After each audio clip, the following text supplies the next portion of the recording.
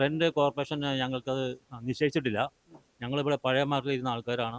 അപ്പോൾ അതുകൊണ്ട് അതിനേക്കാളും വർധനവേ ഉണ്ടാവുള്ളൂ. അമിത വർധന ഉണ്ടാവാൻ സാധ്യതയില്ല. പിന്നെ പുറത്തെ പാർട്ടിക്ക് അവർ ടെൻഡർ വിളിക്കുള്ളൂ. പുറം പാർട്ടിക്ക് മുകളിൽ ടെൻഡർ വിളിച്ചിട്ട് അവർ സ്ക്വയർ ഫീറ്റ് റേറ്റ് നിശ്ചയിക്കുമായിരിക്കും. അത് കോർപ്പറേഷനാണ് തീരുമാനിക്കുന്നത്. ക്ലീനിങ് എത്രത്തോളം പ്രാധാന്യം ഗൗരവം കാണുന്നു? ക്ലീനിങ് വളരെ പ്രധാനപ്പെട്ട കാര്യമാണ് ക്ലീനിങ്. അതായത് ഇപ്പോൾ ശരിക്കും 1 വർഷത്തേക്ക് CSML അതിനാണ് അത് ഏറ്റെടുത്തിരിക്കുന്നത്. അവരുടെ നേതൃത്വത്തിൽ അവർ കൃത്യമായിട്ട് അവർ ക്ലീൻ ചെയ്യുന്നുണ്ട്. രാവിലെയും വൈകിട്ടും മുകളിലും താഴേക്കും മറ്റേ വാഹനം ഉപയോഗിച്ച് ക്ലീൻ ചെയ്യുന്നുണ്ട്. പിന്നെ വൈകുന്നേരം ആകുമ്പോഴേക്കും ഈ വണ്ടികളൊക്കെ മാറിക്കഴിയുമ്പോൾ സ്വീപ്പിങ്ങിനും പിള്ളേർ വെച്ചിട്ടുണ്ട്. അങ്ങനെ എല്ലാ കാര്യവും ഇപ്പം നല്ല രീതിയിലാണ് പോകുന്നത്. 1 വർഷത്തേക്ക് CSMLൻ്റെ നേതൃത്വത്തിലായതുകൊണ്ട് അത് ഒരിക്കലും പുറകോട്ട് പോകില്ല, നല്ല രീതിയിൽ പോകും. അത് കഴിഞ്ഞാൽ ഞങ്ങൾ ചെയ്യും.